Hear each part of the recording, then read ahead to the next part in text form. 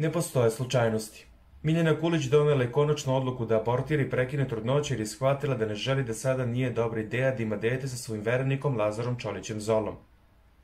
Na ovogodišnjem sajmu medija ugostili smo na štandu Srbije danas mnogi bivši zadrugare koji su vest o ovome dočekali sa osudom jer smatraju da Miljana ne bi trebalo da prekine trudnoću.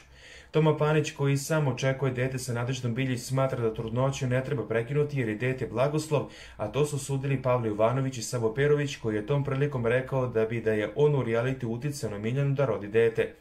Među bivšim zadrugarima bila je Dragana Mitra, koja smatra da ne postoje slučajnosti, već da je sve planski urađeno.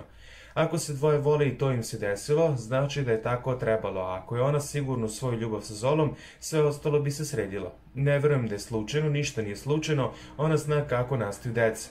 Ne mogu da verujem da u 21. veku ne znaš za zaštitu, sve uradila planski svesno, a posle nema kajanja, rekla je Dragana.